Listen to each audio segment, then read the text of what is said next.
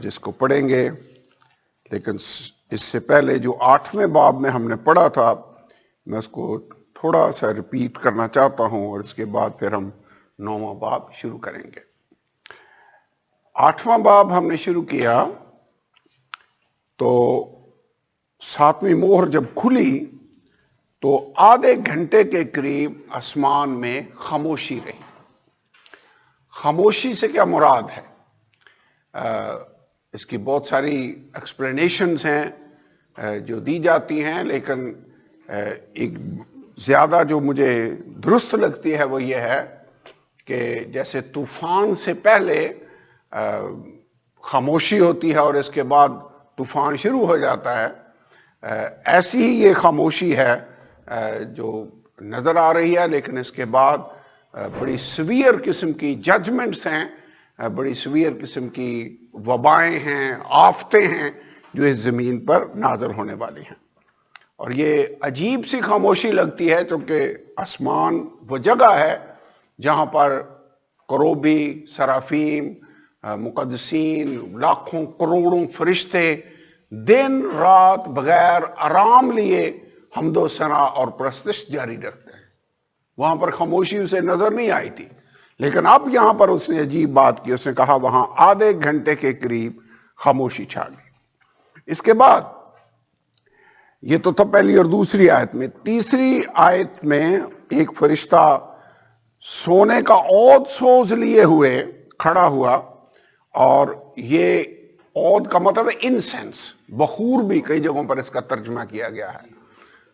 یہ مقدسوں کی دعاؤں کے ساتھ خدا کے حضور میں پہنچا۔ ہم نے اس سے یہ سیکھا کہ یہ بخور دعا کی ایک مثال ہے۔ زبور 141 بڑا مشہور ہے، میری دعا ہن تیرے حضور وچ پہنچے وانگ بخور دے جا۔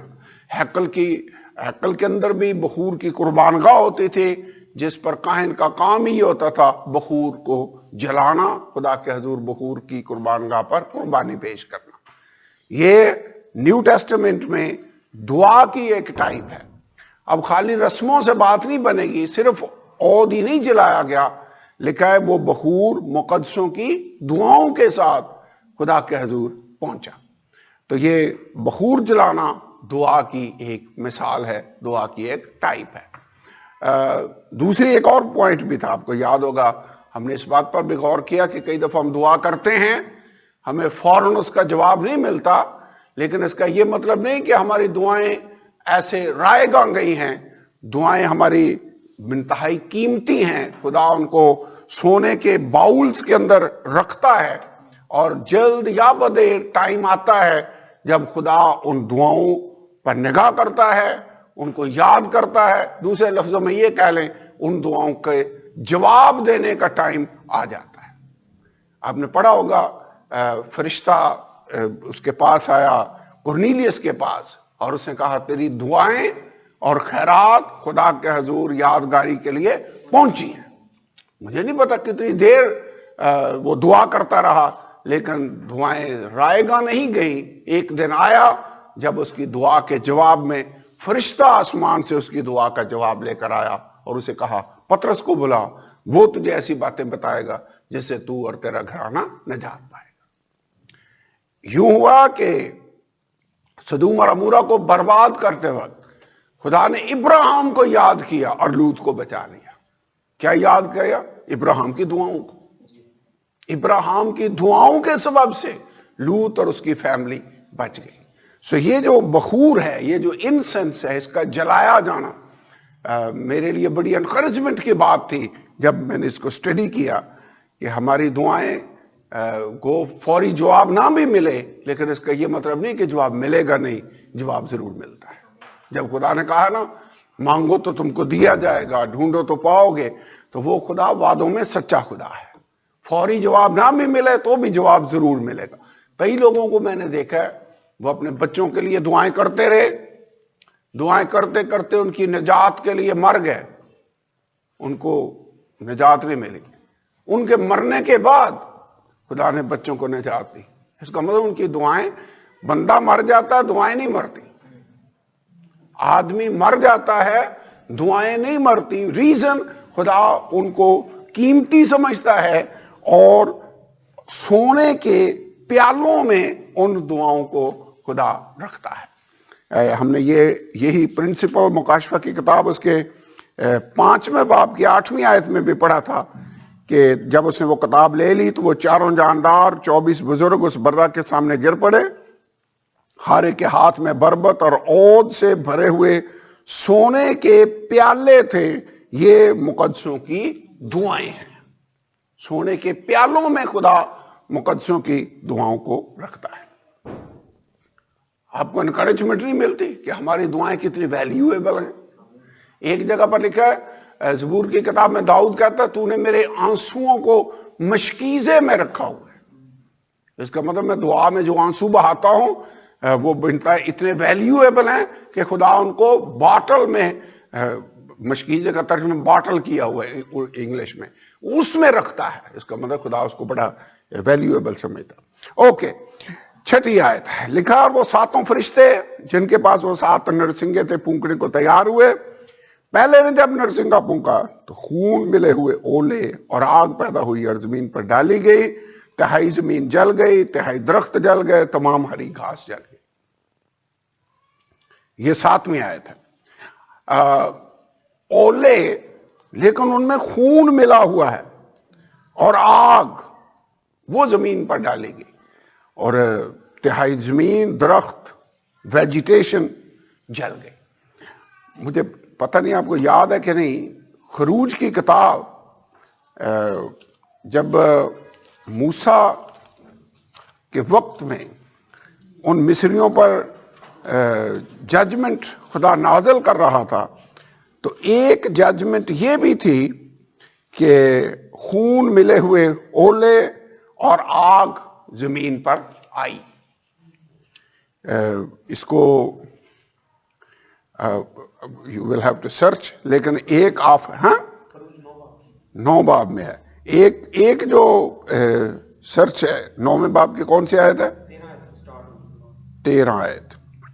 22 آیت میں لکھا ہے، خداوند نے موسیٰ سے کہا کہ اپنا ہاتھ آسمان کی طرف بڑھا تاکہ سب ملک مصر میں انسان اور حیوان اور کھیت کی سبزی پر جو ملک مصر میں ہے اولے گرے۔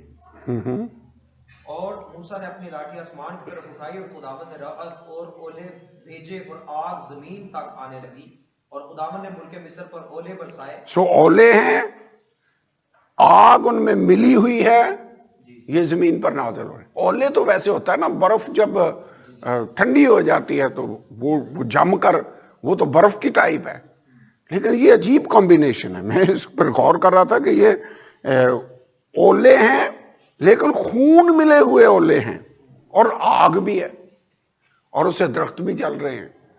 یہ خدا کے کام ہے۔ لیکن مجھے یاد آ رہا تھا کہ ایگزیکٹ یہی آفت فرعون کی رعایا پر موسیٰ کے دور میں مصریوں پر نازل ہوئی تھی، اور ایگزیکٹ وہی آفت یہاں پر بھی نازل ہو رہی ہے۔ اس کے بعد 8ویں یا 9ویں آیت میں ہم نے یہ دیکھا کہ یوحنا دیکھ رہا تھا کہ ایک بڑا پہاڑ آیا اور سمندر میں گرا، اسے تہائی سمندر خون ہو گیا، تہائی جاندار مخلوقات مر گئی، تہائی جہاز تباہ ہو گیا۔ یہ کوئی سیارچہ ہے یا کوئی آسمانی ستارہ ہے، سیارہ ہے جو آ کر زمین پر گرا ہے؟ بہت سے لوگوں کا خیال ہے کہ یہ ایسی ہی چیز ہے جو سمندر پہ آ کر گری ہے۔ اس کے بعد 10 آیت سے پڑھیں تو لکھا ہوا ہے، ایک بڑا ستارہ مشعل کی طرح جلتا ہوا آسمان سے ٹوٹا، تہائی دریاؤں پانی کے چشموں پر گرا، اور اس ستارے کا نام کیا تھا؟ ناگدونا۔ ناگدونا کا مطلب ہے کڑواہٹ، کڑوا، اور یہ جب گرا تو پانی کڑوا ہو گیا، دریاؤں کا پانی، چشموں کا پانی، پینے کا پانی۔ یہ بھی ستاروں سیاروں میں سے کوئی چیز ہے جو آ کر گری ہے اور پانی کڑوا ہو گیا۔ اس کے بعد 12ویں آیت، چوتھے فرشتہ نے جب نرسنگا پھونکا تو تہائی سورج، تہائی چاند، تہائی ستاروں پر صدمہ پہنچا، یہاں تک ان کا تیسرا حصہ تاریک ہو گیا، تیسرے دن میں روشنی بھی نہ رہی، اور تہائی حصے میں رات بھی۔ تو اس کا مطلب یہ ہے کہ یہ جو سورج، چاند، ستارے، جن کو ہم اجرام فلکی کہتے ہیں. اجرام فلکی ہوتا ہے نا, ان کی جو موومنٹ ہے وہ بڑی خدا نے سیٹ کی ہوئی ہے. سورج بیچ میں ہے, زمین اس کے گرد گھوم رہی ہے, چاند زمین کے گرد گھوم رہا ہے, باقی سیارے وہ بھی سورج کے گرد گھوم رہے ہیں. یہ پورا نظام ہے جو چل رہا ہے, اور ان میں ایون سیکنڈز کا بھی آگے پیچھے نہیں ہوتا کام. آپ کو پتہ ہے اسی بنا پر اس سپیڈ کو جانتے ہوئے اور فاصلے کو جانتے ہوئے سائنسدان پیشن گوئی کرتے ہیں کہ کل سورج اتنے بج کر اتنے منٹ پر نکلے گا, اور ویسے ہی ہوتا ہے. ان میں ذرا بھر بھی فرق نہیں آتا. لیکن یہاں پر آپ کو یاد ہے خدا یسوع نے ایک بات کی, اس نے کہا آسمان کی قوتیں ہلائی جائیں گی. Powers of heaven will be shaken. وہ جو قوت ہے, پاور ہے جو ان کو باندھے ہوئے ہے, وہ جب ہلے گی, ڈسٹرب ہوگی, تو ایک دوسرے کے ساتھ یہ چیزیں ٹکرا رہی ہوں گی, اور جب ٹکرائیں گی تو کیا حال ہوگا.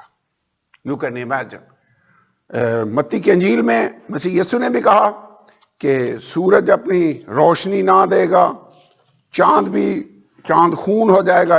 یاد ہے متی کی انجیل 24ویں باب میں مسیح یسوع نے یہ کہا کہ چاند خون ہو جائے گا, وہ اپنی روشنی نہ دے گا, ستارے آسمان سے ٹوٹ کر گر رہے ہوں گے. 29ویں آیت میں 24واں باب آیت نمبر 29 پڑھیں, کیا لکھا ہے؟ فوراً ان دنوں کی مصیبت کے بعد سورج تاریک ہو جائے گا. متی 24واں باب 29 آیت. چاند اپنی روشنی نہ دے گا, ستارے آسمان سے گریں گے, اور آسمانوں کی قوتیں ہلائی جائیں گی. سو ان ساری باتوں کا رزلٹ جو ہے وہ یہی نکلتا ہے کہ وہ ٹائم آنے والا ہے جب ایون یہ زمین اور آسمان اور اجرام فلکی یہ سب اپنی اپنی جگہ سے ہل جائیں گے. اور بائبل میں لکھا جب یہ سب چیزیں اس طرح ہلنے والی ہیں تو تمہیں اپنے کردار میں, پاکیزگی میں, چال چلن میں کیسا کچھ ہونا چاہیے. یہ کائنات ہلنے والی ہے. پھر ہم نے کل آپ کو یاد ہوگا پطرس کے خط میں کا والا پڑھا تھا, لکھا اس روز اجرام فلک حرارت کی شدت سے گل جائیں گے, پگھل جائیں گے, زمین اور اس پر کے کام جل جائیں گے. یہ سب کچھ ہونے والا ہے. اٹ مینز یہ جو اپنے اپنے مدار میں چیزیں چل رہی ہیں یہ ایسے نہیں رہیں گی. یہ ٹائم جلد دنیا میں آنے والا ہے, اور یہ مجھے لگتا ہے مکاشفہ 8واں باب اسی ٹائم کی طرف پوائنٹ آؤٹ کر رہا ہے جب ایک بڑا پہاڑ آ کر سمندر میں گرتا ہے, ایک اور بڑا سیارہ سا کوئی آ کر پہاڑوں اور دریاؤں اور چشموں کے پانیوں پر گرتا ہے, سورج تاریک ہو جاتا ہے, چاند تاریک ہو جاتا ہے. یہ ساری کلیمٹیز آنے والی ہیں. اور آپ کو یاد ہوگا میں نے ایک لفظ میں آپ کو بتایا تھا, قدرتی آفات, نیچرل ڈیزاسٹر جس کو کہتے ہیں. نیچرل ڈیزاسٹر کا توڑ انسان جتنی بھی سائنسی ترقی کر لے اس کے پاس نہیں ہے. کر سکتا توڑ؟ کچھ بھی نہیں کر سکتا. میں آپ کو اگزامپل دے رہا تھا, یہاں کشمیر میں زلزلہ آیا, ساری دنیا سے امدادی ٹیمیں یہاں آئی ہیں, جہاز آ رہے ہیں ریسکیو کرنے کے لیے, اوپر سے بارش, اولا, یہ کام شروع ہو گیا, سب کام ٹھپ, کچھ بھی نہیں ہو سکتا. قدرتی آفات کے آگے کوئی کھڑا رہ سکتا ہے؟ قدرتی آفات جب شروع ہو جائیں تو ایون ایئر فورس کے جہاز بھی نہیں اڑ سکتے, کچھ بھی نہیں ہو سکتا, nothing, you can do nothing. تو یہ نیچرل ڈیزاسٹرز ہیں. اوکے, 13ویں آیت میں ایک فرشتہ ہے جو عقاب کی طرح اڑ رہا ہے, اور اس نے یہ کہا کہ 4 نرسنگوں انہوں نے بھی پھونکا ہے. یہ تو ہولناک تھا ہی, لیکن ابھی جو 3 نرسنگے اور پھونکے جانے والے ہیں وہ اس سے بھی زیادہ افسوسناک ہیں, ان سے بھی زیادہ دہشتناک ہیں. کیونکہ ان الفاظ پر غور کریں, 13واں باب مکاشفہ 8واں باب 13 آیت میں کیا لکھا ہے؟ جب میں نے پھر نگاہ کی تو آسمان کے بیچ میں ایک عقاب کو اڑتے ہوئے بڑی آواز سے یہ کہتے سنا کہ ان 3 فرشتوں کے نرسنگوں کی آوازوں کے سبب سے جن کا پھونکنا بھی باقی ہے, زمین کے رہنے والوں پر افسوس, افسوس, افسوس. اس کا مطلب ہے اگلی جو 3 آفتیں آنے والی ہیں وہ پہلی 4 آفتوں سے بھی زیادہ سخت ہے، ناقابل برداشت ہے۔ اوکے، اس کے بعد ان حالات میں 9واں باب شروع ہوتا ہے۔ اب 5واں فرشتے نے جب نرسنگا پھونکا تو میں نے آسمان سے زمین پر ایک ستارہ گرا ہوا دیکھا۔ سب سے پہلے لفظ ہے ستارہ۔ یوحنا دیکھ رہا ہے، 5ویں فرشتے نے نرسنگا پھونکا، ایک ستارہ زمین پر گر رہا ہے آسمان سے۔ آپ کو یاد ہے ابلیس کو بھی گرا ہوا ستارہ کہا گیا۔ یہ جو ستارہ ہے، یہ جو آسمانوں میں ہمیں رات کو چمکتے ہوئے ستارے نظر آتے ہیں، یہ وہ والا ستارہ نہیں ہے۔ نو، فزیکل ستارہ یہ نہیں ہے۔ چونکہ کیسے مجھے پتہ چلتا ہے کہ یہ فزیکل ستارہ نہیں ہے جو آسمان میں چمکتا ہے، بلکہ گرایا ہوا کوئی فرشتہ ہے جس کو ستارہ کہا گیا ہے؟ پہلی تو بات یہ کہ یہ آسمان سے زمین پر گرا ہوا ہے۔ آگے لکھا ہے اسے اتھا گڑھے کی کنجی دی گئی۔ اب یہ پینسل ہے یا کوئی ستارہ ہے یا کوئی اور اس کو آپ اتھا گڑھے کی کنجی تو نہیں نہ دے سکتے۔ اس کا مطلب ہے یہ فزیکل ستارہ نہیں ہے جو آسمان میں چمکتا ہے، یہ کوئی چیز ہے جس کو اتھا گڑھے کی کنجی دی گئی ہے۔ اس سے ثابت ہوتا ہے کہ یہ فزیکل ستارہ نہیں ہے۔ اسے اتھا گڑھے کی کنجی دی گئی، اور جب کنجی دینے کا کیا مطلب ہے؟ ستارہ یہ جو ہے، یہ پہلی تو بات یہ ہے کہ آسمانی ستارہ نہیں ہے، بلکہ گرا ہوا فرشتہ ہے۔ یہ ہمیں بات سمجھ میں آ گئی۔ کنجی کا مطلب ہے، ہم نے یہ دیکھا ہے، اختیار۔ یہ تو پتا نا آپ کو، تو پطرس ہے، میں آسمان کی بادشاہی کی کنجیاں۔ کنجی کا مطلب ہے جس کے پاس اتھارٹی ہو کھولنے کی، بند کرنے کی۔ That's it. جو کچھ تو زمین پر کھولے گا وہ آسمان پر کھلے گا، جو کچھ تو زمین پر باندھے گا وہ آسمان پر بندھے گا۔ That's it. اب اس بندے کو، اس فرشتے کو اتھا گڑھے کی کنجی دی گئی ہے، اور اس نے اس کنجی کو استعمال کرتے ہوئے اتھا گڑھے کو کھولا۔ اتھا گڑھے کا مطلب کیا ہے؟ ہاں جی نہیں، اتھا گڑھے کا مطلب ہے باٹم لیس پٹ۔ باٹم لیس پٹ۔ اتھا کا مطلب جس کی اتھا کوئی نہ ہو، یعنی جس کی باٹم کوئی نہ ہو، اور پیٹ کا مطلب گڑھا۔ اتھا گڑھا کہا جاتا ہے باٹم لیس پٹ کو، اور یہ ہے زمین کا سینٹر۔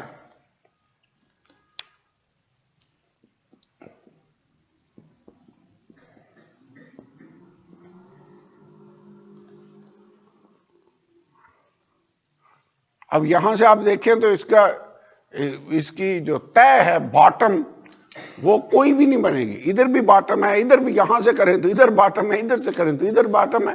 جو راؤنڈ چیز ہوتی ہے اس کی باٹم کوئی نہیں ہوتی۔ زمین راؤنڈ ہے، اور زمین کا جو سینٹر ہے زمین کے نیچے، اس کو اتھا گڑھا کہا جاتا ہے۔ اتھا گڑھے کا مطلب اس کی طے کوئی نہیں، اس کی اتھا کوئی نہیں ہے۔ That's it۔ اور یہ زمین کا سینٹر ہے۔ اوکے، جو بہن بھی بات کر رہی تھی کہ عالم روا، چونکہ مسیح کے آسمان پر جانے سے پہلے جو اتھا گڑھا تھا یا عالم روا، وہ نیچے تھا، روحیں نیچے جاتی تھی۔ مسیح زندہ ہوا تو عالم روا اوپر چلا گیا۔ You are right in that sense, لیکن میں اس کے میننگ کی بات آپ کو بتانا چاہتا تھا۔ زمین کے نیچے، یہ دیکھا نا، اس کے اوپر چڑھنے سے کیا پایا جاتا ہے کہ وہ زمین کے نیچے کے علاقوں میں بھی اترا تھا۔ پڑھتے ہیں نا بائبل کے اندر، تو it means he went in side the earth. Okay, جب اس نے اتھا گڑھے کو کھولا تو گڑھے میں سے ایک بڑی بھٹی کا سا دھواں اٹھا۔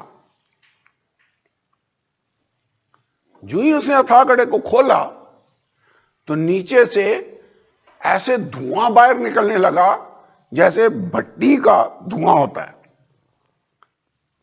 اور اٹھا اور گڑے کے دھوئیں کے باعث سے سورج اور ہوا تاریک ہوگی۔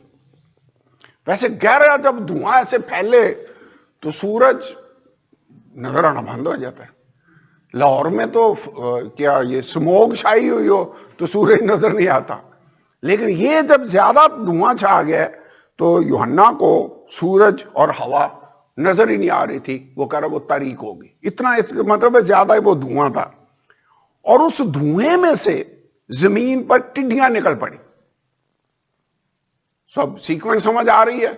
ایک فرشتہ ہے، اس فرشتے کو ہتھاکڑے کی کنجی دی گئی، اس نے ہتھاکڑے کو کھولا، بیچ سے دھواں نکلا، اور دھواں اتنا تاریک تھا کہ سورج اور ہوا تاریک ہو گئی، اور ساتھ ہی اس دھوئیں کے ایک بڑی ٹڈیاں جو ہیں وہ زمین سے نکلنے لگی۔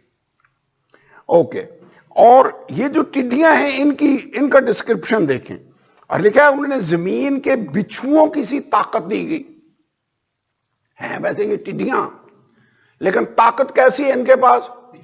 جیسے بچھو کاٹتا ہے۔ بچھو کی مین جو صفت مجھے یاد ہے وہ تو ڈنگ مارنے والی ہے، اور زیادہ مشہور ہے درد۔ بچھو اگر کاٹ جائے تو کئی لوگوں کو میں نے تڑپتے دیکھا ہے، بہت زیادہ شدید درد۔ آج کل تو چلو وہ درد والے انجیکشن آ گئے ہیں، جلدی سے وہ لگاتے ہیں یا کچھ نہ کچھ، لیکن پہلے وقتوں میں جب بچھو کسی کو کاٹ جاتا تو پوری پوری رات لوگ تڑپتے ہوتے تھے درد میں۔ ہاں، یہ مجھے نہیں پتا لگاتے کیا ہیں، یہ اپنی بہن بتا سکتی ہیں بہتر کہ وہ کہ لگاتے کیا ہیں، وہ تو میڈیکل والے بندے ہی بتائیں گے۔ تو یہ ہے کہ پین کلر ہوگا کوئی نہ کوئی، واٹ ایور، جو بھی پین کلر ہوگا، لیکن یہاں پر بچھوؤں کی سی طاقت دی گئی، اور ان سے کہا کیا گیا، چوتھی آیت، اور ان سے کہا گیا، کن کو کہا گیا؟ ٹڈیوں کو۔ نکلی کیا ہے الٹیمیٹلی؟ ٹڈیاں۔ ان کو کہا گیا کہ ان آدمیوں کے سوا جن کے ماتھے پر خدا کی مہر نہیں، یاد ہے پیچھے ہم نے مہر کا ذکر پڑھا تھا۔ مہر کیا ہے؟ پروٹیکشن سیل، جن کو خدا حفاظتی مہر لگا دیتا ہے۔ کیوں بیٹھو، یاد ہے مہر ہم نے پڑھی ابھی پچھلے چیپٹر کے اندر پڑھی ہے۔ خدا نے کہا چاروں ہواؤں پر جو فرشتہ اختیار رکھے ہوئے تھے، چاروں کونوں پر کھڑے، ان کا نہ کسی ہوا چلے گی درخت پر، نہ سمندر پر میں سے ہوا بند۔ انہوں نے کہا پہلے ٹھہر جاؤ، ہم خدا کے بندوں کے ماتھے پر مہر لگا لیں۔ اور ہم نے یہ دیکھا مہر کیا تھی، خدا کی حفاظتی مہر۔ آج کل ہمارے لیے کون سی مہر ہے جو خدا ہمیں دیتا ہے؟ پاک روح کی مہر۔ تم نے جب کلام حق کو سنا، تم پر پاک معودہ روح کی مہر لگی۔ خدا نے اپنی مہر جو ہم پر لگائی ہے، اس بات کا ثبوت ہے کہ ہم خدا کی ملکیت ہیں۔ اور نمبر 2، خدا ہماری حفاظت کرتا ہے۔ خدا سے ڈرنے والوں کی چاروں طرف اس کا فرشتہ خیمہ رہتا ہے اور ان کو بچاتا ہے۔ ویسے اس دور میں جب یہ ٹڈیاں آنے والی ہیں اور وہ ایسا ان کا ڈنگ ہوگا، تو اچھا نہیں ہوگا اگر کسی پر خدا کی مہر ہو اور وہ سیل ہو۔ جیسے مصر کے اندر ان گھروں کے باہر وہ خون کی مہر لگی ہوئی تھی اور موت انٹر نہ ہو سکی، ایسے ہی لکھا ہے انہیں یہ کہا گیا کہ ان آدمیوں کے سوا جن کے ماتھے پر خدا کی مہر نہیں، زمین کی گھاس یا کسی ہریاول یا کسی درخت کو ضرر نہ پہنچانا۔ اب اس کا مطلب یہ ہے ٹڈیاں عام طور پر تو نکلتی ہیں، ہریالی والی چیزوں کو کھاتی ہیں، ختم کرتی ہیں، لیکن یہ ٹڈیاں عجیب ہے، یہ ان چیزوں کو ضرر نہیں پہنچا رہی، یہ لوگوں کو ضرر پہنچا رہی ہیں۔ اور انہیں کہا گیا جن پر مہر ہے ان کو تم ضرر نہیں پہنچا سکتے، ان کو تم کچھ نہیں کر سکتی۔ آگے کیا لکھا ہے 5ویں آیت، اور انہیں جان سے مارنے کا نہیں بلکہ 5 مہینے تک لوگوں کو اذیت دینے کا اختیار دیا گیا، اور ان کی اذیت ایسی تھی جیسے بچھو کے ڈنگ مارنے سے آدمی کو ہوتی ہے۔ جو میں نے کیس دیکھے ہیں، آپ کی بہن کو بھی بچھو نے کاٹا، ایک رات درد ہوتی ہے زیادہ سے زیادہ، اور کیا ہے؟ ان ٹڈیوں کے کاٹنے سے کتنی دیر درد ہوتی ہے؟ یہ تو لمبا پیریڈ ہے، 5 مہینے۔ دن کتنے ہو گئے؟ 30 کو 5 سے 150 دن ہو گئے، 150 ہی بنا، 150 دن تک ان کی درد رہے گی۔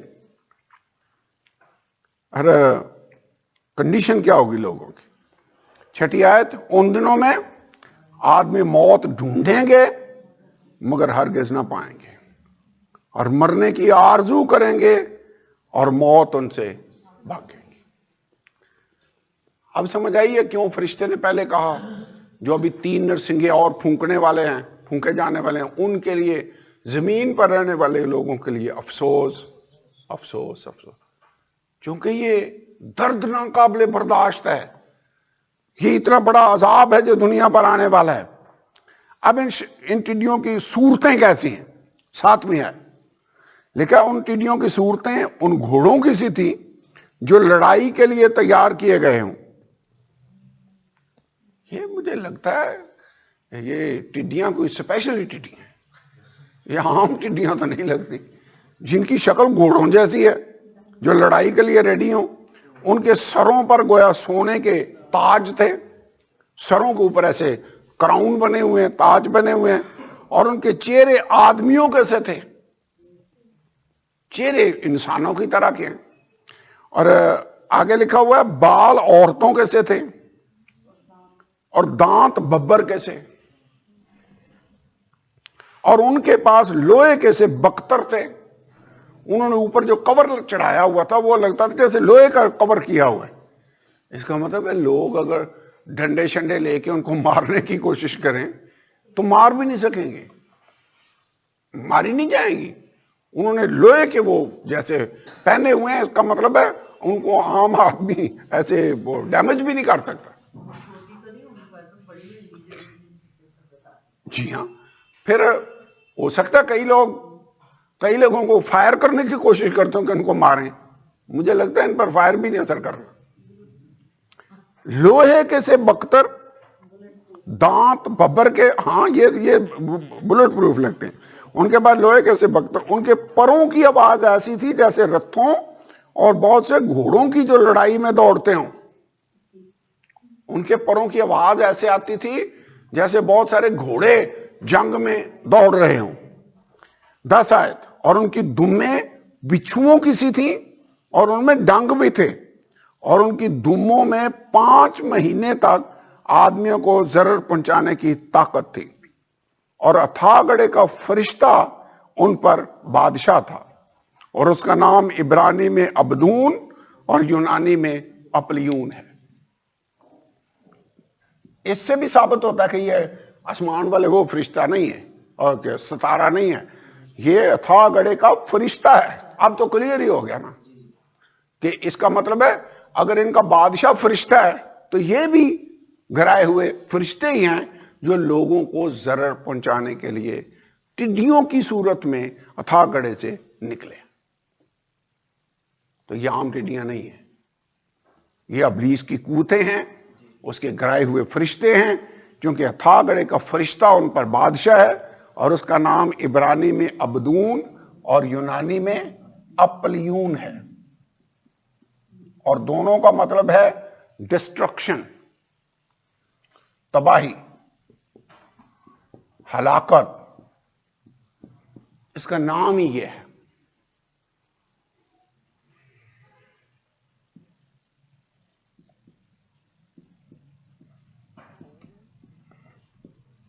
اتھا گڑھے کا فرشتہ ان پر بادشاہ۔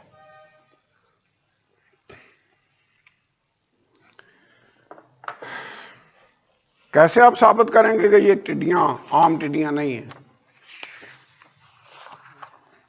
کیسے؟ ایک جو بڑا عام کوشچن ہے کہ جو ٹڈیاں ہوتی ہیں نا ان کا بادشاہ کوئی نہیں ہوتا۔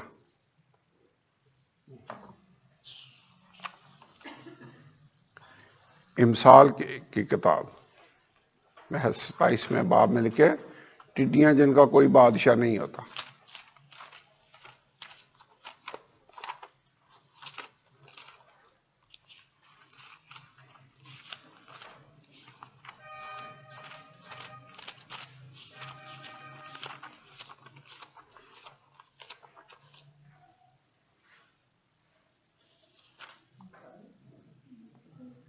ستائیس میں نہیں ہے یہ لیکن نا ٹڈیاں جن کا کوئی بادشاہ نہیں ہوتا تو بھی پرے باندھ کر اڑتی ہیں. بائبل میں لکھا ہوا ہے.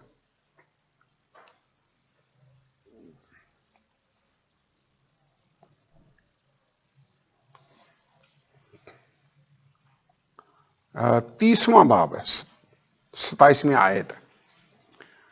پڑھیں کیا لکھا ہے. ٹڈیاں جن کا کوئی بادشاہ نہیں تو بھی وہ پرے باندھ کر نکلتی ہیں. سو یہاں پہ تو لکھا ہے ٹڈیوں کا بادشاہ کوئی نہیں ہوتا لیکن یہ جو مکاشفہ 9 باب میں ٹڈیاں ہیں ان کا بادشاہ تو ہے.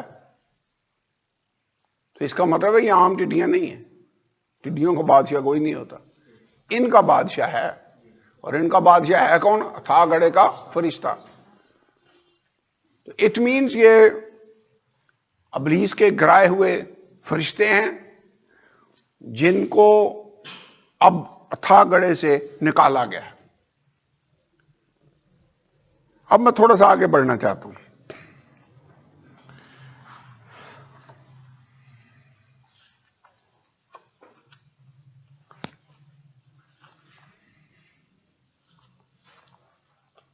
خدا نے بہت سارے فرشتے ہیں جن کو اتھا گڑے میں ڈال کر بند کیا ہوا ہے. ابھی بہت سارے فرشتے ہیں جو کھلے پھر رہے ہیں جن کی بادشاہی ہے آرگنائزڈ، جو بدروؤں کی شکل میں لوگوں کو گمراہ کر رہے ہیں اور سارے کام کر رہے ہیں. کچھ فرشتے ہیں جن کو خدا نے اتھا گڑے میں جہنم میں بند کیا ہوا ہے. یہ ان کو نکالا جا رہا ہے. اور جب یہ نکالے گئے ہیں ایک آگے اور بھی ایک گروپ ہے جو نکلنے والا ہے. 4 اور فرشتے بھی ہیں جن کو خدا نے دریائے فرات کے کنارے باندھ کر رکھا ہوا ہے. وہ بھی جب کھلیں گے تو بہت سارے لوگوں کی ہلاکت کا باعث بنیں گے. سو خدا نے اپنی حکمت میں ان کو باندھ کر رکھا ہوا ہے. یہ بھی اتھا گڑے میں پڑھیں. یہودا کا خط اگر آپ میرے ساتھ دیکھیں اس کی 6 آیت. فرشتے آپ کو پتہ ہے ابلیس کون ہے؟ گھرایا ہوا فرشتہ. 3 فرشتے اس کے ساتھ بغاوت میں شریک ہوئے اور وہ زمین پر گرا دیے گئے. 6 آیت. اور جن فرشتوں نے اپنی حکومت کو قائم نہ رکھا بلکہ اپنے خاص مقام کو چھوڑ دیا ان کو اس نے دائمی قید میں تاریکی کے اندر روز عظیم کی عدالت تک رکھا ہے. تاریکی میں ان کو قید کر کے خدا نے رکھا ہوا ہے.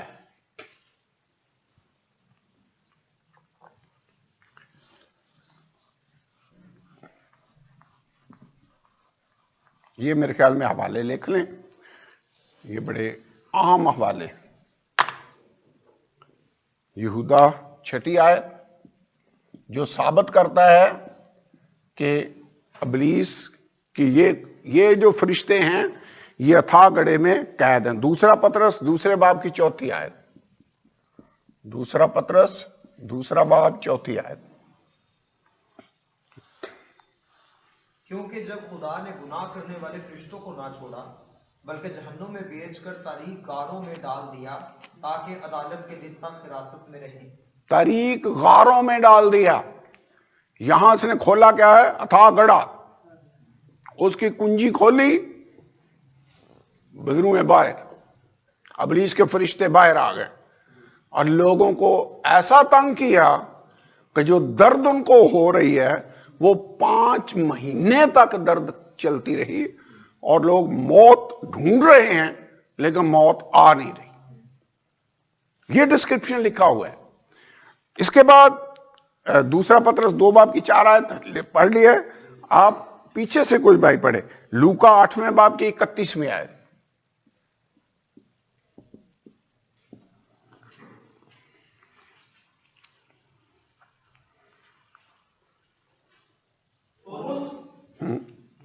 جی جی پڑھ دیں فرقان. وہ اس کی منت کرنے لگے کہ ہمیں اتھاہ گڑھے میں جانے کا حکم نہ دے.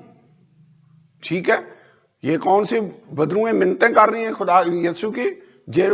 جو سوروں کے غول میں تھی, ایک آدمی جو قبروں میں رہتا تھا, اس کے اندر سے بدروؤں کا لشکر جب یسوع نکال رہا تھا, انہوں نے ریکویسٹ کی ہمیں تھا گڑھے میں نہ بھیج بلکہ ہمیں ان سوروں میں بھیج دے. یسوع نے کہا چلو اوکے. ویسے خداوند یسوع ان کی ریکویسٹ کو بھی اسے اوکے کر دیا, ہماری ریکویسٹ کو کیوں نہ کرے.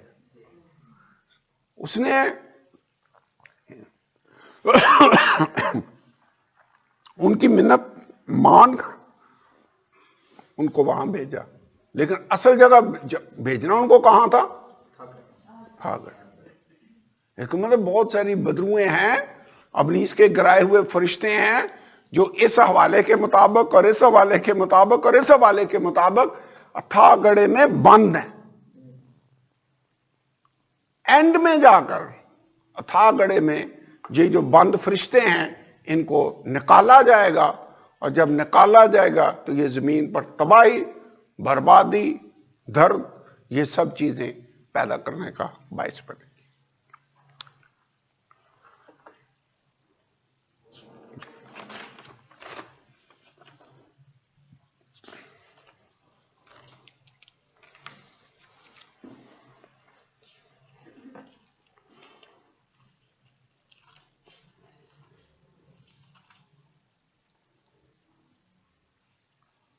اب یہ اتنی آفتیں کیوں بھیجی جا رہی ہیں؟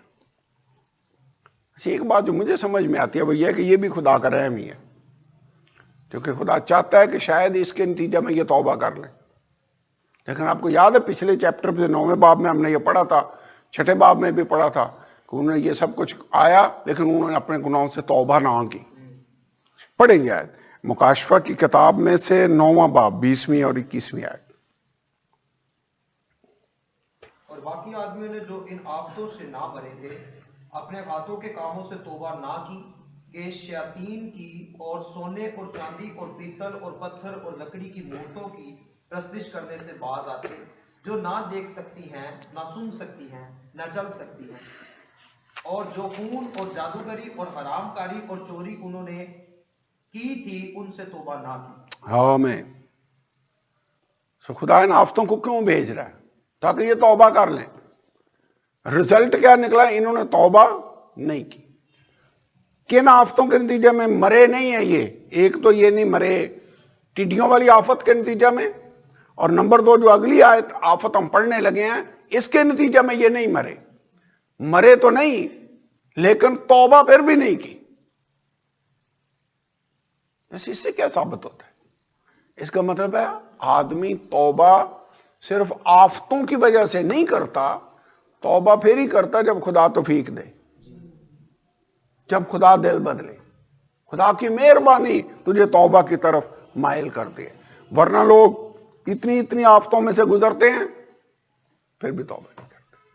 انہوں نے توبہ نہ کی, بچ گئے مرنے سے لیکن انہوں نے پھر بھی توبہ نہیں کی. ان ٹڈیوں کے بارے میں چند حوالے اور بھی ہیں, ان کو اگر آپ دیکھ لیں. ٹڈیوں کو خدا اپنی ججمنٹ کے ہتھیار کے طور پر استعمال کرتا رہا ہے. خروج 10 باب 4 آیت سے لے کر 14 آیت تک. مصر میں بھی ٹڈیاں آئی تھیں.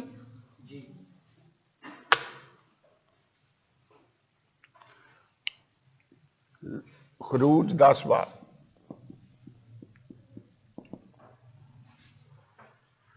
4 آیت سے لے کر 14 آیت تک. میں اس کو پڑھوں گا نہیں, لیکن اس کا خلاصہ اگر آپ دیکھنا چاہیں تو وہ آپ اس میں ضرور دیکھ سکتے ہیں. یہاں پر ٹڈیوں کا ذکر ہے.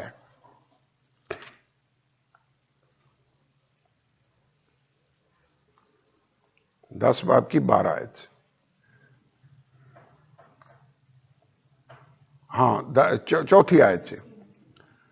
ورنہ اگر تو میرے لوگوں کو جانے نہ دے گا تو دیکھ کل میں تیرے ملک میں ٹڈیاں لے آؤں گا, وہ زمین کو سطح کو ایسا ڈھانک لیں گی کہ ہر چیز کو وہ چٹ کر جائیں گے. بس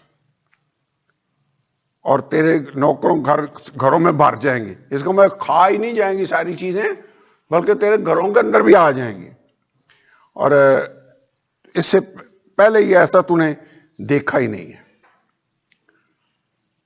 12 آیت میں نے کہا تب خداوند نے موسیٰ سے کہا ملک مصر پر اپنا ہاتھ بڑھا تاکہ ٹڈیاں ملک مصر پر آئیں, ہر قسم کی سبزی کو جو اس ملک میں اولوں سے بچ رہی ہے چٹ کر دیں. پہلی تباہی اولوں نے کی تھی اور دوسری جو رہ گئی وہ ٹڈیوں نے کر دی. اولوں سے چٹ کر دیں. پس موسیٰ نے ملک مصر پر اپنی لاٹھی بڑھائی.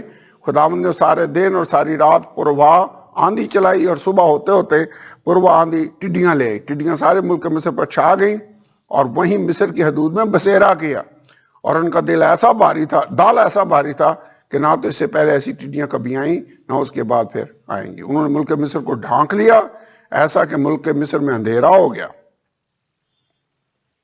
میرے خیال میں اتنا کافی ہے. کہنا میں صرف یہ چاہ رہا ہوں کہ ٹڈیوں کو خدا عدالت کے لیے پہلے بھی استعمال کرتا رہا ہے. استثناء 28واں باب 38ویں آیت.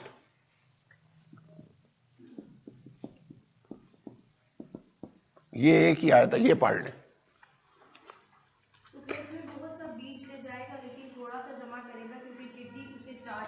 بس یہ بھی ججمنٹ ہے. پہلا سلاطین 8واں باب 37ویں آیت.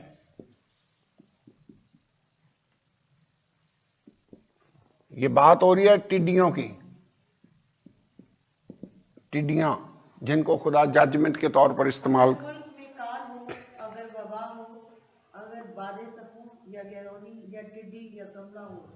ٹڈیاں آ جائیں.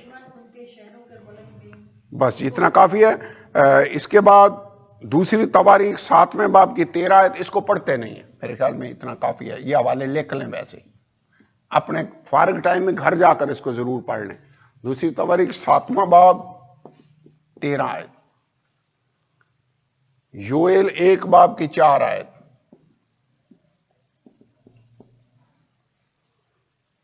اور اس کے بعد آموس 4 باب کی 9 آیت.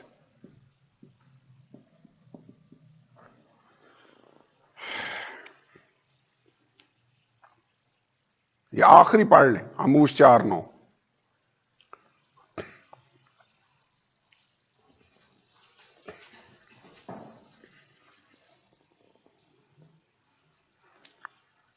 پھر میں نے تم پر باد سموم اور گروہ کی آفت بھیجی اور تمہارے بے شمار باغ اور پاکستان اور انجیر اور زیتون کے درخت ٹڈیوں نے کھا لیے تو بھی تم میری طرف رجوع نہ لائے. اس کا مطلب ہے خدا ماضی میں بھی یہ سارے حوالے میں نے اس لیے دیے ہمیں یاد ہو کہ ماضی میں بھی خدا ٹڈیوں کو عدالت کے ہتھیار کے طور پر استعمال کرتا رہا ہے اور آگے بھی کرے گا. لیکن وہ والی جو ٹڈیاں ہیں وہ ذرا اسپیسیفک قسم کی ٹڈیاں ہیں.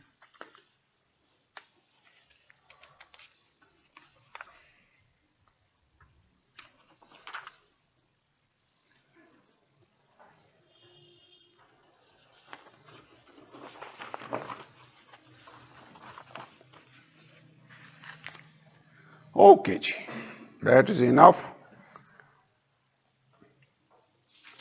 اب جو باقی رہ گیا اس کو جلدی سے پڑھ لیتے ہیں. 9واں باب 12 آیت. پہلا افسوس تو ہو چکا, دیکھو اس کے بعد 2 افسوس اور ہونے والے ہیں. پہلا افسوس کون سا ہوا ہے؟ ٹڈیوں کی آفت. خدا پھر وارننگ دے رہا ہے, ابھی 2 افسوس اور ہونے والے ہیں. اب یہ ایک ان میں شروع ہونے لگا. 13 آیت. اور جب چھٹے فرشتے نے نرسنگا پھونکا تو میں نے اس سنہری قربانگاہ کے سینگوں میں سے جو خدا کے سامنے ہے ایسی آواز سنی کہ اس چھٹے فرشتہ سے جس کے پاس نرسنگا تھا کوئی کہہ رہا ہے کہ بڑے دریا یعنی فرات کے پاس جو 4 فرشتے بندھے ہوئے ہیں انہیں کھول دے. پس وہ 4 فرشتے کھول دیے گئے جو خاص گھڑی اور دن اور مہینے اور برس کے لیے 3 آدمیوں کے مار ڈالنے کو تیار کیے گئے تھے. اور فوجوں کے سوار شمار میں 20 کروڑ تھے. میں نے ان کا شمار سنا اور مجھے اس رویا میں گھوڑے اور ان کے ایسے سوار دکھائی دیے جن کے بختر آگ اور سنبل اور گندک کے سے تھے اور ان گھوڑوں کے سر ببر کے سے تھے اور ان کے منہ سے آگ اور دھواں اور گندک نکلتی تھی، اور ان تینوں آفتوں یعنی آگ، دھوئیں اور گندک سے جو ان کے منہ سے نکلتی تھی، 3/4 آدمی مارے گئے، کیونکہ ان گھوڑوں کی طاقت ان کے منہ اور ان کی دموں میں تھی، اس لیے کہ ان کی دمیں سانپوں کی مانند تھی اور ان کی دموں میں سر بھی تھے، انہی سے وہ ضرر پہنچاتے تھے۔ اور باقی آدمیوں نے جن آفتوں سے نہ مرے تھے اپنے ہاتھوں کے کاموں سے توبہ نہ کی، کہ شیاطین کی اور سونے اور چاندی اور پیتل اور پتھر اور لکڑی کی مورتوں کی پرستش کرنے سے باز آتے ہیں، جو نہ دیکھ سکتی ہیں، نہ سن سکتی ہیں، نہ چل سکتی ہیں، اور جو خون اور جادوگری اور حرام کاری اور چوری انہوں نے کی تھی، ان سے توبہ نہ کی۔ یہاں پر ایک اور آفت ہے جو اس دنیا پر آنے والی ہے۔ آپ کو یاد ہے یسوع نے کہا تم لڑائیاں اور لڑائیوں کی افواہیں سنو گے، قوم پر قوم، سلطنت پر سلطنت چڑھائی کرے گی۔ ایک جنگ ہے جو ہونے والی ہے، لیکن اس جنگ کے پیچھے جو محرک ہیں، اس تحریک دینے والی قوتیں ہیں، وہ یہ 4 فرشتے ہیں۔ دنیا کے بادشاہوں کو جنگ کے لیے اکٹھا کرنے کے لیے اور لوگوں کو مارنے کے لیے جو پیچھے موٹیویٹنگ فورس جس کو کہتے ہیں، وہ یہ فرشتے ہیں۔ یہ میں کیوں کہہ رہا ہوں؟ اس لیے کہ یہاں پر ایک اور جگہ پر بھی ایسا ہی واقعہ ہمیں ملتا ہے۔ مکاشفہ کی کتاب اس کا 16واں باب پڑھیں، 16واں باب 12 آیت سے۔ چھٹے نے اپنا پیالہ بڑے دریا یعنی فرات پر الٹا اور اس کا پانی سوکھ گیا، تاکہ مشرق سے آنے والے بادشاہوں کے لیے راہ تیار ہو جائے۔ پھر میں نے اس اژدہا کے منہ سے اور اس حیوان کے منہ سے اور اس جھوٹے نبی کے منہ سے 3 ناپاک روحیں مینڈکوں کی صورت میں نکلتے دیکھی۔ یہ شیاطین کی نشان دکھانے والی روحیں ہیں، جو قادر مطلق خدا کے روز عظیم کی لڑائی کے واسطے جمع کرنے کے لیے ساری دنیا کے بادشاہوں کے پاس نکل کر جاتی ہیں۔ یہ روحیں جو نکلی ہیں اژدہا کے منہ سے، حیوان کے منہ سے اور جھوٹے نبی کے منہ سے 3 ناپاک روحیں نکلی ہیں۔ یہ نکل کر کن کے پاس جاتی ہیں؟ ساری دنیا کے بادشاہوں کے پاس۔ کس لیے؟ تاکہ ان کو لڑائی کے لیے جمع کریں۔ اس کا مطلب ہے جنگوں کے لیے یہ جو تحریک ملتی ہے بادشاہوں کو اور لوگوں کو جو جنگ شروع کرنے کے لیے ریڈی ہو جاتے ہیں، وہ ابلیس کی طرف سے۔ ابھی حال ہی میں ایک نئی جنگ شروع ہوئی ہے، رشیا نے یوکرین پر اٹیک کی ہے بغیر کسی وجہ کے، اور وہ جنگ کے بڑے خطرناک نتائج جو ہیں وہ سامنے آ رہے ہیں۔ یہ ایسے ہی نہیں ہو جاتا، ابلیس کی پاور سے پیچھے جو لوگوں کو موٹیویٹ کرتی ہیں۔ اس لیے میں نے کہا ہے مکاشفہ کی کتاب اس کے 9ویں باب میں 4 فرشتے بندھے ہوئے ہیں۔ یہ میں نے لکھا ابلیس کی روحوں کے زیر اثر جنگ ہے۔ کتنے فرشتے ہیں؟ 4 فرشتے۔ یہ اتنے خطرناک فرشتے ہیں، خدا اپنی حکمت میں جانتا ہے کہ ان کو کھول خطرناک ہے۔ اس نے ان فرشتوں کو کہاں باندھا ہوا ہے؟ دریائے فرات کے کنارے۔ دریائے فرات کے کنارے ان فرشتوں کو باندھا ہوا ہے۔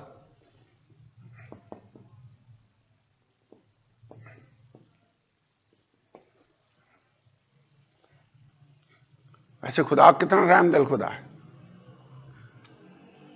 عام فرشتے کھلے ہوئے ہیں، وہ بھی خطرناک ہیں، لیکن جو زیادہ ڈینجرس فرشتے ہیں ان کو خدا نے باندھ کر رکھا ہوا ہے۔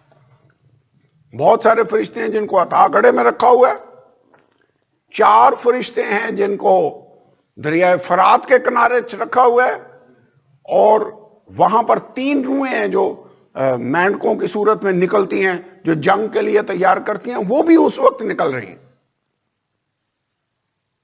خدا کا شکر ہو۔ ہم سوچتے ہیں حالات خراب ہیں، لیکن اس سے بھی خراب ہو سکتے ہیں۔ اگر یہ ساری فورسز لوز ہوں تو پھر کام خراب ہوگا۔ سو خدا نے یہ 4 فرشتے باندھے ہوئے ہیں۔ آواز آئی 6 فرشتے کے پاس، جس کے پاس نرسنگا تھا، کوئی کہہ رہا ہے کہ بڑے دریا یعنی فرات کے پاس جو 4 فرشتے بندھے ہوئے ہیں انہیں کھول دے۔ فرشتے کھل گئے۔ جب یہ کھلے تو لکھا ہے وہ خاص گھڑی، دن، مہینے، برس کے لیے तिहाई आदमियों के मारने के लिए तैयार किए गए हैं। तिहाई का मतलब क्या है? 1/3 हिस्सा आबादी खत्म, मार देंगे।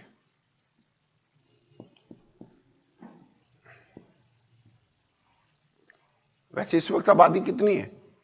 7 अरब। कितने अरब हो गई? अभी पिछले दिनों था कोई कौन सा बच्चा पैदा हुआ कि 7 अरब हो गई है। कितनी 6 अरब है, 7 अरब है? How much? 7 अरब। अब मैं हिसाब करने लगा हूं, 7 अरब का 1/3 हिस्सा कितना बनेगा? क्यों जी? 7 का 1/3 कितना बनता है? 2.1 कुछ, ठीक है। 2 अरब, 2 अरब से ज्यादा, बल्कि 2 करोड़ नहीं, 2 अरब की मैं बात, 200 करोड़ भी नहीं। 2 अरब, 100 अरब हो तो 100 करोड़ हो तो वो बनता है। ये देखिए, इस जंग के नतीजा में दुनिया की आबादी का 1/3 हिस्सा गांव। तो ये जंग तो खतरनाक है। ये जंग फिर आम जंग नहीं है। जो ही इन 4 फरिश्तों को खोला गया, इन्होंने निकलना है, और ये रखे ही इसलिए हुए हैं कि तिहाई आदमी इन्होंने मार देने, इसीलिए खुदा ने इनको बंद करके रखा हुआ है। इन्होंने जिन लोगों को जंग के लिए निकालना है, फौज कितनी होगी? 20 करोड़। क्या लिखा पढ़ा यहां पर 16 आयत में पढ़े? तिहाई आदमियों को मार डालने को तैयार किए गए थे, और फौजों के सवार शुमार में 20 करोड़ थे। पाकिस्तानी फौज कितनी है बता? याद, हमारी बहुत बड़ी फौज है। दुनिया की बड़ी फौजों में हम शुमार होते हैं, लेकिन हमारी फौज कितनी है? 6 लाख। 6 लाख हमारी फौज है, खुदा का शुक्र है। लेकिन 6 लाख फौज नहीं, 20 करोड़ फौज। इंडिया की फौज हमसे 2-4 गुना भी ज्यादा हो तो कितनी होगी? 20। यानी हमारी अगर 6 लाख है तो उनकी 20-25 लाख होगी इंडिया की मैं बात करने लगा। लेकिन यहां पर जंग में फौज इस्तेमाल होगी 20 करोड़। जो भाई अरशद बात कर रहा है, हमने चर्च में कई बार इस पर गौर किया है। 1965 में चाइना ने ये क्लेम किया कि हम 20 करोड़ फौजी और वॉलंटियर्स जरूरत पड़ने पर मैदान जंग में भेज सकते हैं। अंग्रेजी में था 200 मिलियन, 20 करोड़। 65 में उन्होंने दावा किया। उस वक्त आबादी उनके भी 1 अरब से कुछ, अब तो 2 अरब के करीब हो गई। इवन इंडिया की आबादी 2 अरब के करीब पहुंचने वाली है। तो अब ज्यादातर उलमा इस बात पर सोच रहे हैं कि ये वाली जो जंग है, इसमें चाइना का मेन रोल होगा। पॉसिबल है, हो सकता है एक मुल्क की फौज ना हो, बहुत सारे मुल्क मिलकर जाएं। जैसे हिसाब से ये 1 रोड 1 प्लान क्या वो बन रहा है, हो सकता है पाकिस्तान भी इसमें शामिल हो। Who knows? हाँ, नेटो फोर्सेस हो। नेटो तो खैर नहीं, नेटो तो चाइना के अगेंस्ट होंगी। नेटो ना भी हो तो चाइना और रशिया बीच में शामिल होगा, ईरान बीच में शामिल होगा, पाकिस्तान बीच में आएगा। ये वाले नेटो यूरोप की फौजों को कहते हैं। यूरोप रशिया के अगेंस्ट है, रशिया और चाइना आजकल एक और है। तो कहना मैं ये चाह रहा हूं कि 20 करोड़ फौज लगेगी, और होगा क्या? उसे बड़े घोड़े से दिखाई दिए, घोड़े घोड़ों के जो सवार थे उनके बख्तर आग और गंधक कहते थे, घोड़ों के सर जो थे वो बब्बर के से, उनके घोड़ों के मुंह से आग और धुआं और गंधक निकलती थी। पता नहीं यूहन्ना क्या देख रहा था, आई डोंट नो। जंग हो रही है, घोड़े से उसने देखा घोड़े से ही हैं और उनके मुंह से आग निकल रही है और गंधक निकल रही है। कई लोग सोचते हैं पता नहीं यूहन्ना टैंक देख रहा था शायद, कि आगे वो नाली सी लगी है और उसमें से आग निकल रही है और धुआं निकल रहा है। और फिर लिखा हुआ है उनके घोड़ों की ताकत उनके मुंह और उनकी दुम्मों में थी, पीछे भी थी उनकी दुम्में, उनमें से भी आग निकल रही थी। और मुझे नहीं पता क्या क्या हथियार इस्तेमाल हो रहे हैं, लेकिन ये जो मॉडर्न जंगों के वेपन हैं वही हैं। और लिखा है इन आफतों से 3/4 आदमी मारे गए। क्या पता एटमी बीच में भी इस्तेमाल हो, हम हु नोज, हो सकता है कीमियाई हथियार इस्तेमाल हो, मुझे कोई पता नहीं। लेकिन इतना है कि आग, धुआं, गंधक जो उनके मुंहों से ऐसे निकल रही है और दुम्मों से निकल रही है, उससे लोग मारे जा रहे हैं। और कितने लोग मारे गए हैं? 3/4 आबादी दुनिया की मारी गई है। और इस जंग में फौज 20 करोड़ की यूटिलाइज होगी। कई दफा लोग कहते हैं ओ जी बाइबल में तो ये बातें बड़ी देर से लिखी हुई हैं, जब से हम पैदा हुए हैं ये सुन रहे हैं कि यीशु आने वाला है। गौर करें, आज तक दुनिया की आबादी 7 अरब नहीं थी जितनी अब हुई है। अब 20 करोड़ फौज मैदान जंग में भेजना मुमकिन है, पहले कभी मुमकिन नहीं था। यानी जो अब हालात हैं पेशन गोइयों के पूरा होने के, ये इससे पहले कभी भी नहीं थे। पहले तो ऐसे हालात थे ही नहीं, ना आबादी इतनी थी, ना जराए ऐसे थे। लोगों को मारने के जो हथियार अब बंदे ने इजाद कर लिए हैं, 3/4 आबादी को खत्म करना बंदों के कंट्रोल में है। Possible, it is possible. लिहाजा हमें तवक्को रखनी चाहिए कि जो कुछ खुदा के कलाम में लिखा है एग्जैक्ट वैसे पूरा होगा। ओके, चंद आयतें हम पढ़ लें और इसके बाद फिर हम ब्रेक करते हैं।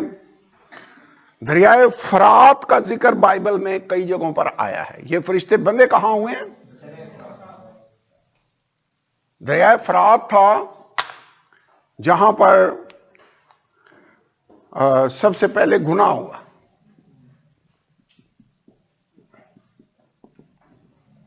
ये भी दरिया फरात के नजदीक ही था, उसके पास था। पैदाइश 2 बाब 10 आयत से 14 आयत तक। उर्दन से एक दरिया बाग के सिराब करने को निकला और वहां से 4 नदियों में तकसीम हुआ। पहली का नाम फेसून है, जो हवेला की सारी जमीन को जहां सोना होता है घेरे हुए है, और इस जमीन का सोना चोखा है, और वहां मोती और संगे सुलेमानी भी हैं। और दूसरी नदी का नाम जेहून है, जो कूश की सारी जमीन को घेरे हुए है।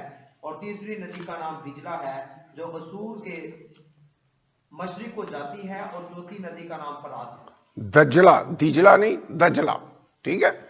टाइग्रस एंड यूफ्रेटिस 2 रिवर बड़े मशहूर हैं।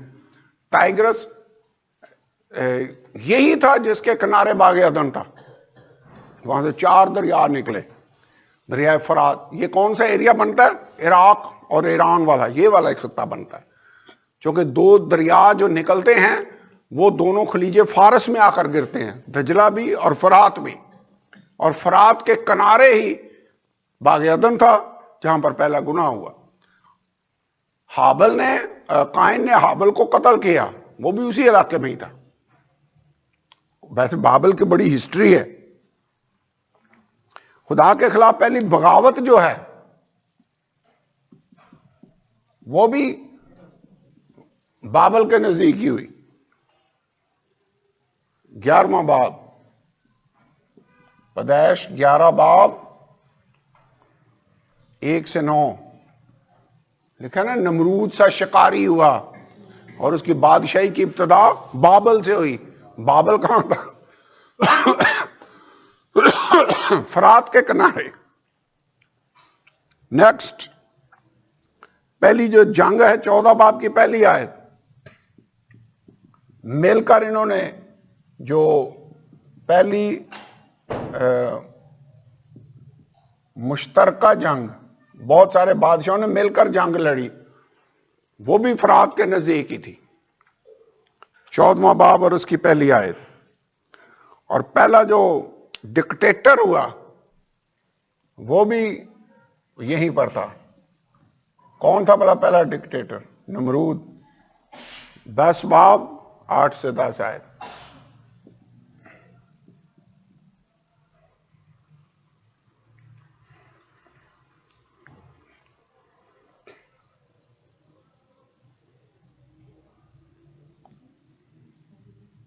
یہ پیدائش کے حوالے ہیں سارے، ٹھیک ہے، پڑھ لیں، یہ والا پڑھیں، 10 باب کی 8 اور 10 آیت۔ کیا لکھا ہے یہاں پر؟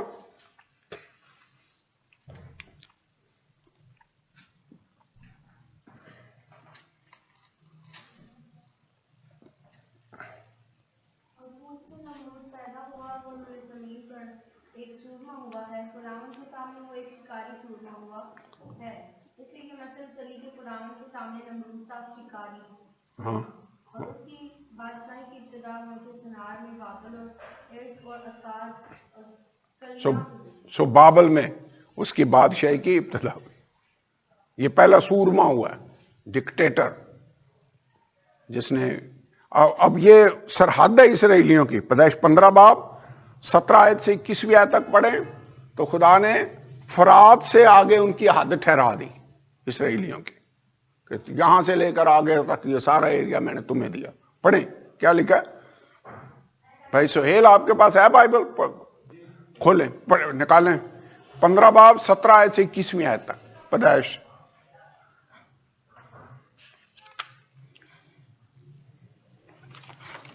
یہ میں پڑھ کر حیران ہو رہا تھا کہ اسرائیلیوں کی سرحد یہاں تک ہے۔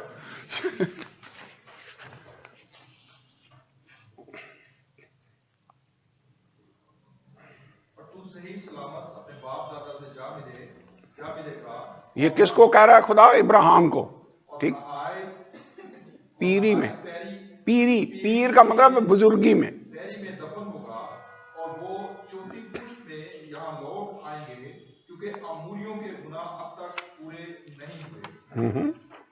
اور جب سورج ڈوبا اور اندھیرا چھا گیا تو ایک تنور جس میں سے دھواں اٹھتا تھا دکھائی دیا، اور ایک جلتی مشعل ان ٹکڑوں کے بیچ میں سے ہو کر گزری۔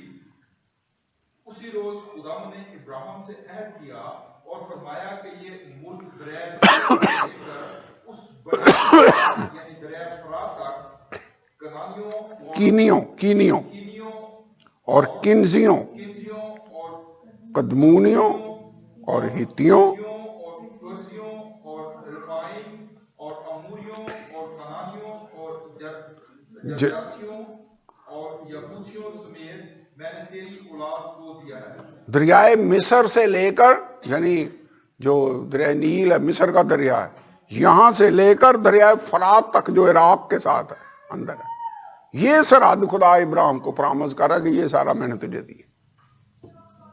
یہ تو بڑی لمبی چوڑی سرحد ہے، کیوں جی اتنے سارے، یہ تو ایریا بہت بڑا ایریا ہے، اور یہ ہے پرامز جو خدا نے ابراہیم کو کہا کہ اس کے بعد میں تیری نسل کو یہ ملک سارے کا سارا دے دوں گا۔ اوکے، کہنا میں صرف یہ جا رہا ہوں کہ دریائے فرات کی بڑی ہسٹری ہے، اور مکاشفہ کی کتاب میں ہم آگے چل کر دیکھیں گے کہ بابل کا وہاں پر بھی ذکر ہے، بڑا شہر بابل گر پڑا، بابل کا وہاں پر بھی ذکر ہے، مینشن ہے، کیسے اس کی تجارت سے دنیا کے سوداگر امیر ہو رہے تھے۔ تو اٹ مینز وہ ٹریڈنگ مرکز، تجارتی مرکز بنے گا، بابل جس کو کہا جاتا ہے۔ تو بابل کا ایک رول ہے، لیکن اینڈ میں آخری دنوں کے اندر 4 فرشتے یہیں پر ہی دریائے فرات کے کنارے باندھے ہوئے خدا نے، جن کو اس نے کھولنا ہے۔ تو اس کا مطلب ہے آخری جنگ جو ہوگی اس میں عراق کا، ایران کا رول ہوگا۔ کیوں جی؟ لگتا ہے ہوگا، تو کام شروع ہی ادھر سے ہو رہا ہے۔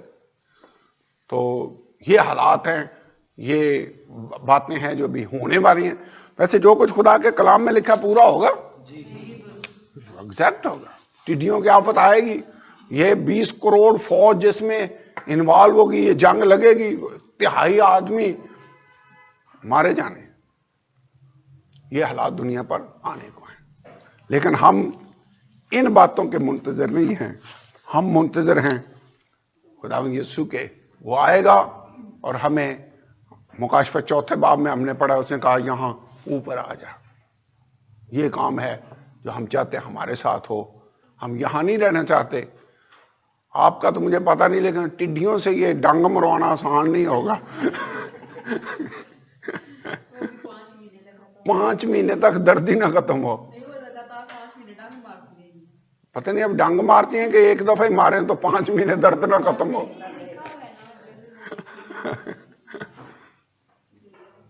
دونوں صورتوں میں کام خراب ہے.